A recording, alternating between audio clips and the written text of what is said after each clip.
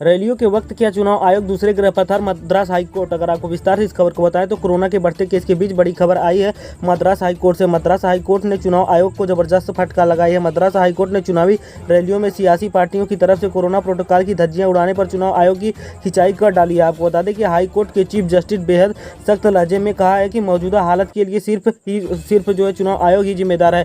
इतना ही नहीं, chief justice ने यह भी कहा है कि चुनाव आयोग के अधिकारियों पर हत्या का मुकदमा भी दर्ज होना चाहिए। उन्होंने आगे कहा कि मद्रास हाईकोर्ट ने चुनाव आयोग को काउंटिंग डे यानी कि 2 मई को जो लेकर के कोविड-19 प्रोटोकॉल को लेकर के सुनिश्चित करने का भी निर्देश दिया है। कोर्ट ने कहा है कि अगर ऐसा नहीं हुआ तो काउंटिंग का फौरन रोक लगा दी जाएगी। साथ ही उन्होंने कहा कि कोरोना विस्फोट पर हाईकोर्ट के गुस्से को इस बात से भी समझा जा सकता है कि चीफ जस्टिस ने ये तक कह दिया है कि जब चुनाव रैलियां हो रही थी तो क्या जो है चुनाव आयोग किसी दूसरे ग्रह पर।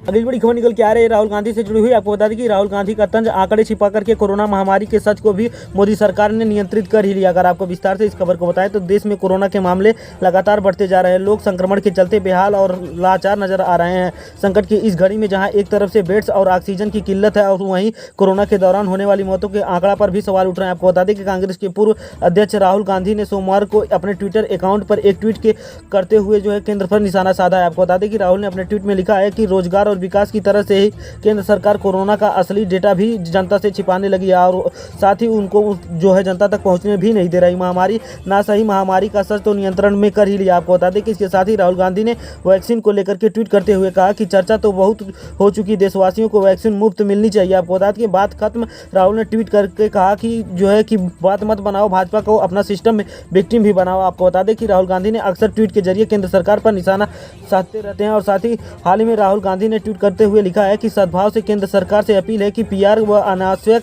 प्रोजेक्ट पर खर्च करने की बजाय वैक्सीन, ऑक्सीजन व अन्य स्वास्थ्य सेवाओं पर ध्यान दे। सरकार आने वाले दिनों में संकट के बादल और भी गहराएंगे और साथ ही इससे पहले निपटने के लिए देश को तैयार करना होगा। वर्तमान दुर्दशा आसान नहीं है। आपको बता दें कि 24 घंटे में कोरोना के 3.5 लाख से ज़्यादा केस सामने आए हैं जबकि 2812 मरीजों ने दम भी तोड़ दिया है। इसके बीच जो है 24 घंटों में 2,19,000 से ज़्यादा मरीज अस्पताल से डिस्चार्ज भी कर दिए गए हैं। देश में फिलहाल 28,13,000 से ज़्यादा एक्टिव केस है। उधर हालत पर काबू पाने के लिए टीकाकरण अभियान जोरों पर है। अब तक जो है 14 करोड़ 19 लाख से ज़्यादा लोगों को टीका भी लग चुका है। इन सबके बीच हालत सुधरने का नाम भी नहीं ले रहा है। बीते रोज जो है महाराष्ट्र में 24 घंटे में 66,000 से ज़्यादा नए केस सामने आए थे जबकि एक दिन में 832 लोगों की जान भी चली गई थी। अगली बड़ी खबर निकल के आ रही है सीएम केजरीवाल से जुड़ी हुई। आपको बता दें कि सीएम केजरीवाल ने लगाई ऑक्सीजन की गुहार, गौतम गंभीर ने लिया निशाने पर। अगर आपको विस्तार से इस खबर को बताएं तो दिल्ली में अस्पतालों के भीतर जो है बाहर हाहाकार मचा हुआ है। ऑक्सीजन के लिए लोग तड़प रहे हैं और दिल्ली के मुख्यमंत्री बेबसी का राग गा रहे हैं। आपको बता दें कि मुख्यमंत्री केजरीवाल ने चिट्ठी लिखकर के उद्योगपतियों से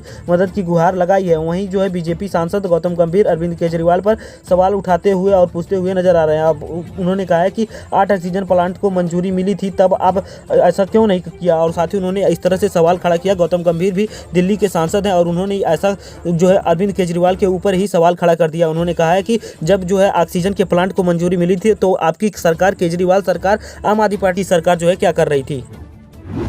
अगली बड़ी खबर निकल के आ रही है सीएम योगी से जुड़ी हुई। आपको बता दें कि सीएम योगी आदित्यनाथ ने लिया बड़ा फैसला, संबंधित अधिकारियों को दिए निर्देश। अगर आपको विस्तार से इस खबर को बताएं तो उत्तर प्रदेश में कोरोना का कहर बरपा रहा है। आपको बता दें कि राज्य में कोरोना के कारण अस्पताल भी भरे हुए हैं। इस वजह से मरीजों को परेशानी का सामना करना पड़ रहा है। ऐसे हालातों के बीच प्रदेश की योगी आदित्यनाथ सरकार ने बड़ा फैसला लिया है। योगी सरकार ने प्रदेश के संबंधित अधिकारियों को सुनिश्चित करने के लिए आदेश दिया है कि कोई भी सरकारी या फिर प्राइवेट अस्पताल कोरोना मरीजों को बेड खाली होने की दिशा में जो है वापस न लौटाए। यूपी सरकार द्वारा जो है नई एजेंसी एएनआई को दी गई जानकारी के मुताबिक सीएम योगी आदित्यनाथ ने निर्देशित किया है कि अगर किसी भी अस्पताल में बेड खाली नहीं है तो मरीज को प्राइवेट अस्पताल में भेजा जाए और अगर सरकारी अस्पताल द्वारा रेफर कर दिया जाता है तो मरीज जो है प्राइवेट अस्पताल का बिल उठाने के सक्षम नहीं है तो प्रदेश सरकार आयुष्मान भारत स्कीम के तहत जो है स्वीकृत रेट्स के हिसाब से उनके लिए इलाज का खर्च वहन करेगी। और साथ ही उन्होंने आगे कहा कि मायावती ने अपने ट्वीट में लिखा है कि केंद्र व उत्तर प्रदेश सरकार ने कोरोना पीड़ितों के इलाज के लिए तथा ऑक्सीजन व दवा आदि की कमी को दूर करने के लिए जो भी जरूरी कदम उठाए वो अच्छी बात है, लेकिन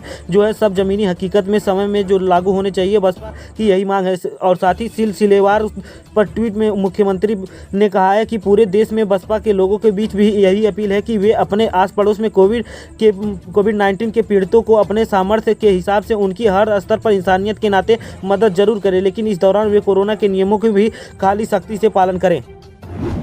अगली बड़ी खबर निकल के आ रही है। डॉक्टर पीकेवाल ने चेताया, कहा कि घर पर भी मास्क लगा करके रहने का समय भी आ गया है। अगर आपको विस्तार से इस खबर को बताएं तो देश में कोरोना के बढ़ते संक्रमण के बीच अब सरकार का कहना है कि अब समय आ गया है कि जो है हमें घर में रहते हुए भी मास्क लगाने की जरूरत है। नीति आयोग के सदस्य डॉक्टर पीकेवाल ने सोमवार को कहा है कि यह समय जो है किसी को भी घर पर आमंत्रण देने का नहीं है, बल्कि घर पर रहने और साथ ही घर पर मास्क लगा करके रहने का समय आ गया है। और साथ ही उन्होंने जो है कहा है कि कोरोना के शुरुआती लक्षण को देखे जाने पर लोगों से घर पर ही आइसोलेट होने को कहा गया था।